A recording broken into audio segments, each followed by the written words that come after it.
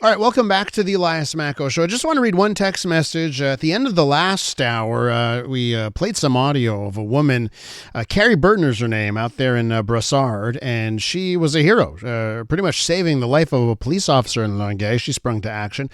You heard her words. I said, hey, have you ever been in a position where you needed to help? I got this note from a listener who writes this. Elias, jumping into action. I once drove by a fire in Verdun about 10 years ago, and I started filming it with my phone. I got out of my car and I filmed it because it was spectacular. And then I saw a lady coming out of one of the apartments, and it dawned on me to stop filming and go see if someone needed help. And getting there, they told me there's a lady that requires assistance and a cat. I managed to knock down her apartment door and get her out of there. So that's one note from a listener. Again, put down the phone. All this to say, put down the phone. And I think that's a really good way to segue to our next guest, because Mitch Joel's on the line. He's the founder of ThinkersOne, tech advisor, investor, and author. Mitch, welcome back to the show. Always great to speak to you. Thanks, Elias. Listen, I want to talk about this. I want to talk about Google with you this morning, because is Google about to be broken up? A judge has ruled that Google illegally monopolized ad tech, advertising technology, and violated antitrust rules here. So I want to ask you here, if they have a monopoly here on the digital advertising market, does it stand that Google should be broken up? What are your thoughts? Well, first, it's important that when you read the headline, people think it might mean something like the browser can't be connected to search or Gmail can't be connected to search. And those are the big mitigating types of things you would think that would cause the real uproar. So it's interesting that we are in this place where they're looking at two specific companies, actually, that Google had acquired. Both of them in the, one in 2008, one in 2011, one that provides ad publishing or publishing ad server technology, and the other one is really the advertising exchange. And the fact that these are somewhat connected. Now, what does that mean? It could mean that you can't use one without having the other. So that would qualify in some semblances of legal conduct of what you can and can't do. Or if they are in some way prioritizing what they're showing in those technologies to benefit Google versus another publisher or platform. And so the judge has ruled, and apparently the judge ruling right now was kind of 50-50. One side was they aren't in breach, one side was that they are. Google obviously is coming back and saying that they will appeal that. I understand this business really well because it's the business I was in actually before Google existed. But for the average person, I don't think they're far concerned with what Google is doing on their publishing ad server versus what's happening on their ad exchange. Okay, but so Mitch, though, the hits keep on coming for Google, okay? Because maybe this is the more technical, geeky side of things, this current case where judges ruled against Google. But it should be pointed out that last year, Google lost another case on search.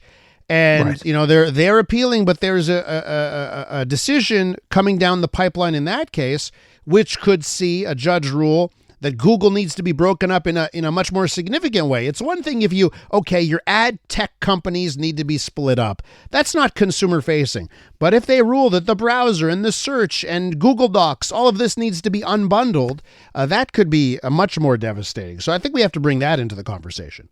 No, we do. And it's important to also just think about, so what happens now? If you think about it that way. So the remedies could be something like they could force Google to spin off or restructure part of the ad business. But the truth is, if you look at these acquisitions, one of them was $3 billion. The other one, I think, was $400 million. These are much bigger and better businesses than they were when they acquired them. So in theory, they would make multiples off of that business if they sold it. And if they restructured it, what would that mean? So we see instances where Microsoft had to restructure and force it, but ultimately it's still the business. It's still a tweaking of it. So I think you're right in that we need to be on top of this. We can't let things like this go in business. The challenge is when it's at this scale, we're talking billions and billions of dollars in opportunity. Is it really a punishment if they had to sell it or restructure it? Mm-hmm. Yeah, and well, it is, isn't it? I don't know. If you paid $400 million for something and suddenly it's worth billions of dollars and you've monetized with it over a decade plus, in this case, close to 20 years, is it? That would be another great question. Is it? Like, what type of punishment is it when you benefit from the actual breakup of it? And let me ask you if we could end up we could end up worse for it, right? So, I think yes, there may be instances where Google is running the table, but it kind of maybe works out for me that they've got a browser and they've got the search engine and they've got, a wonderful suite of productivity apps and they all work together nicely. So I wonder, where, because it's regulators, not just in the US, even in Europe, right? Regulators are trying to make decisions here where part of it is like, okay, maybe that will lead to more fairness, but I think it could also lead to stagnation. So I wonder where you come down on that, because there could be a really good argument that you split up Google and then all of those products get worse. I think we know what happens traditionally in a vacuum. Does the product get better, or does the vacuum get filled by something that isn't as effective? And this speaks to the last statement I made, which is that if Google has been this effective in digital advertising, who could step in and actually iterate on it, make it better, make it more effective, and they in and of themselves not also be trapped in a similar situation? So this is the problem of a world where we have many large organizations like this that basically acquire all of the smaller businesses. And because they're generating so much in other ways on top of that, they're able to constantly innovate and push this forward. You look at these platforms and you think to yourself, they have iterated because of how much money they're making selling advertising.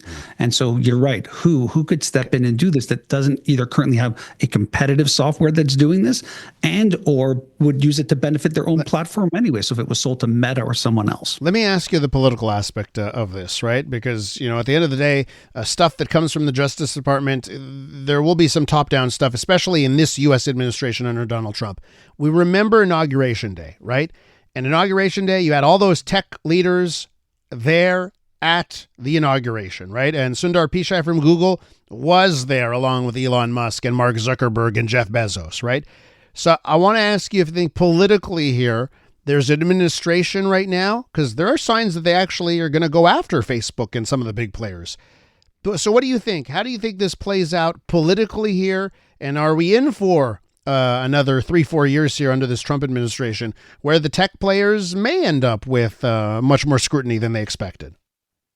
So this is something I've thought deeply about. And in my research, and I could be wrong because I'm not an expert in how this works, my understanding is that once it goes to these types of court cases, that it is very hard for the presidential side, whether they're Republican or Democrat, to stop the process, that it makes it very, very challenging because of the case and how it's presented. Could there be an executive order stepped in? We'd have to see. Again, it's interesting with this Republican administration in particular because they vacillate between whether they love or hate tech. It wasn't that long that Donald Trump said he would put Mark Zuckerberg in jail. We've seen Peter Thiel leave the board of Meta, Facebook, only to now be in a world where it's bro culture, and Dana White from the UFC, Donald Trump's BFF, is actually on the board of Meta. So I'm not sure how much this actually impacts the overall components of cases like this in particular, but I wouldn't dismiss them in other instances where they could curry favors, and they will have to.